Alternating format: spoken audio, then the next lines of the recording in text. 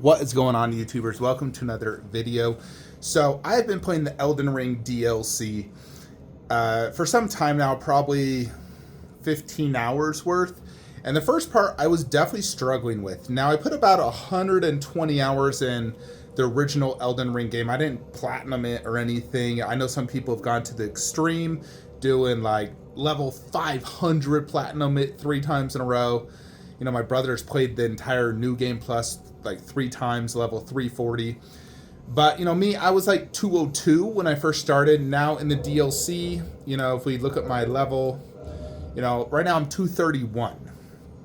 And that is my current attribute points. And I wanted to talk about this deck I've been doing, 'cause ever since I've changed my deck, I have been easily destroying the bosses. You know, I once spent 3 hours in the erdtree avatar boss. It was driving me crazy. Now, my previous deck was a bleed deck.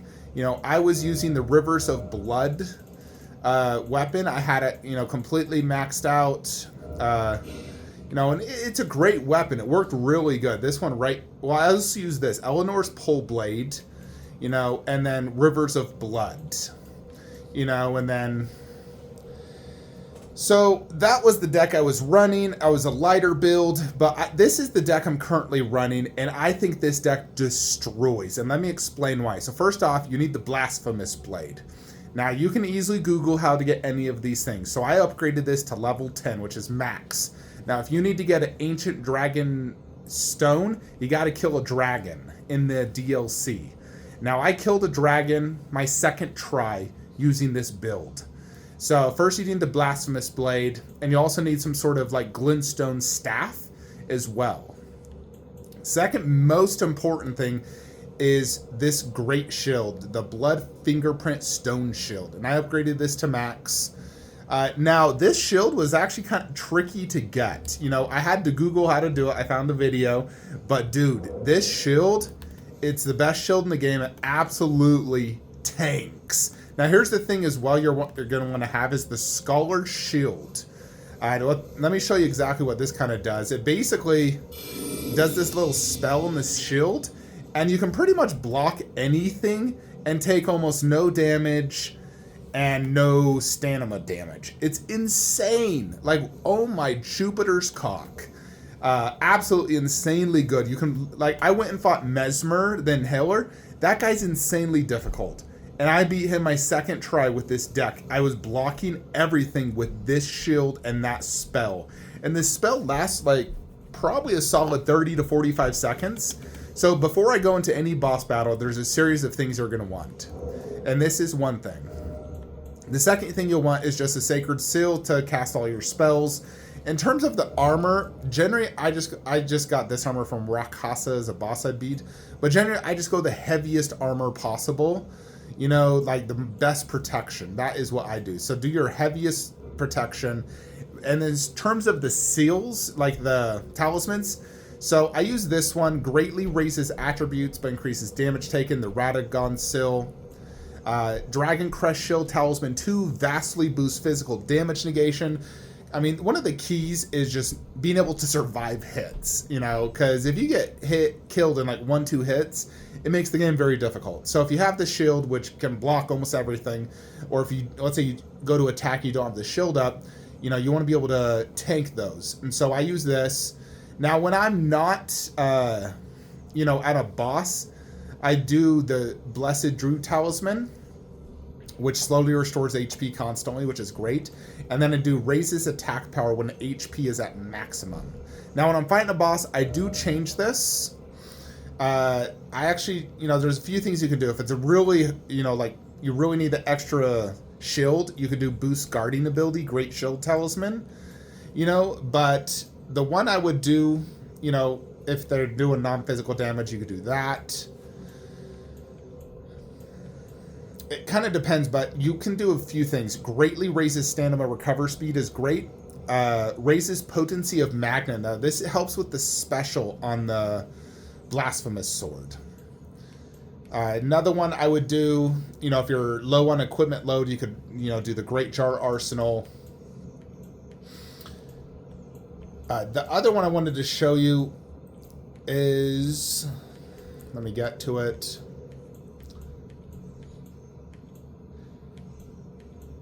This one right here, raises defense when HP is at maximum.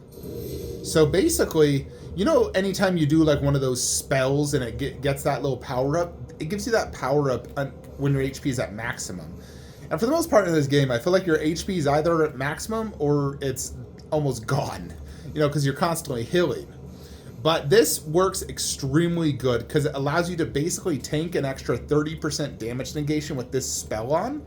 And then when you add it in combination with the Golden Vow, you know, which increases physical attack and defense, then this is hugely important, folks. Flame grant me strength.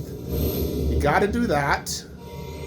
And then Black Flame Protection, which helps with, again, protection. And then I also do Blessing of the Erdtree, which sort of does like a regen.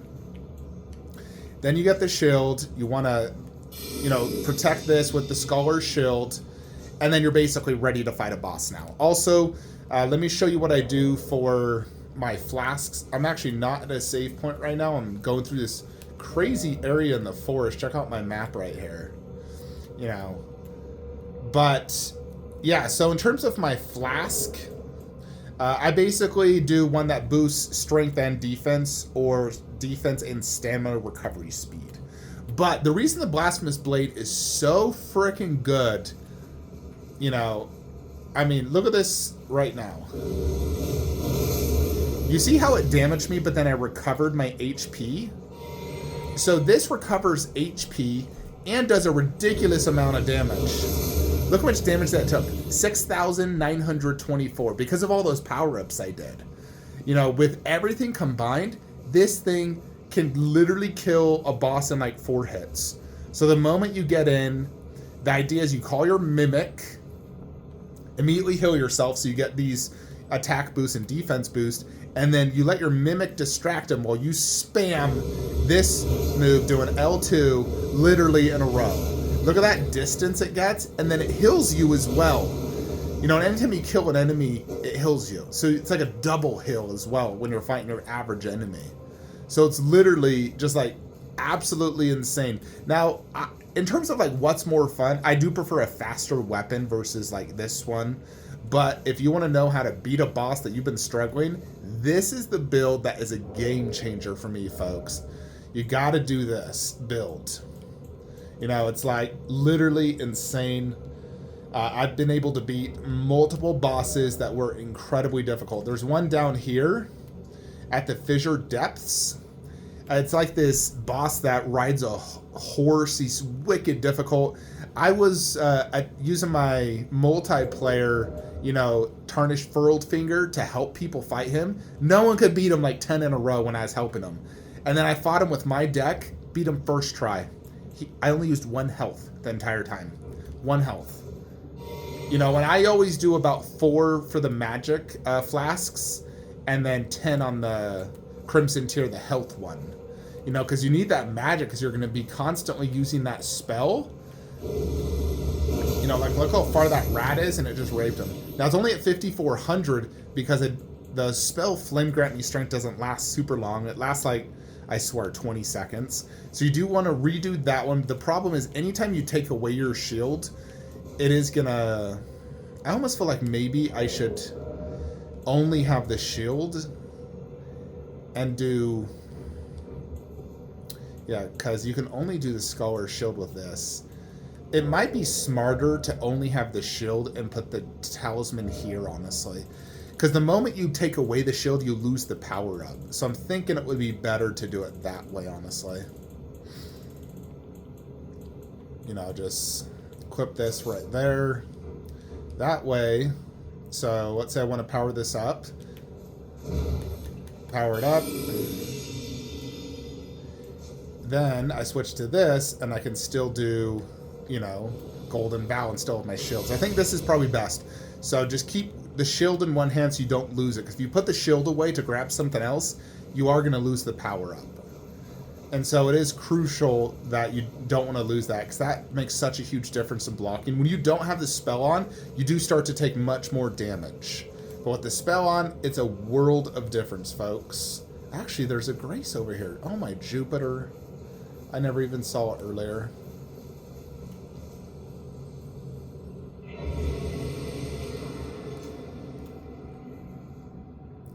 Alright. Yeah, I wanted to show you my Wondrous Flask. Right now I'm actually doing this one. Temporary boost fire attacks and boost all damage negation. And I could even do, you know, if I wanted to, boost attacks, boost strength. You know, that would do it. Like, if you really just want to be able to boost your strength so much, you know, that would be a great way to do it. You know, like, I'm curious how much stronger I could get. We saw it was 6,900 earlier. All right, so let's see what it would be now.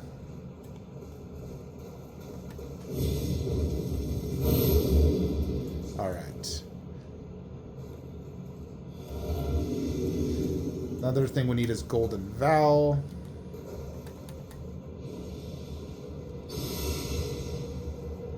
All right, now let's see how much strength this is gonna do. Holy shit, it's 1,200.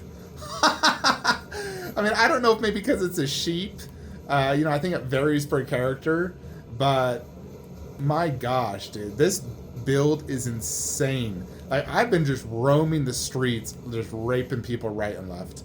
This guy, you actually, like, can't even fight. One other thing I wanted to mention is there is one other thing that pairs really good with this deck. It's another sword. I'll do it by attack power. This works really good as well. Let me show you this other sword that works insanely good. It's the Sword of Milos. I got it upgraded to level 9. So this sword has a pretty cool power up as well. Let me show it to you. That basically increases the strength on this sword alone. So if you want to, like, dual wield, it's going to increase the strength on that sword. Additionally, this sword, anytime you kill an enemy, it restores FP. You know, like, let's see how much this takes. But look at my FP, how it just increased slightly. Anytime you kill an enemy, look at the FP. Boom, just increased. So it's great for restoring FP and HP. Anytime you kill an enemy with this deck, you're restoring your health and magic. So it's just absolutely insane, folks.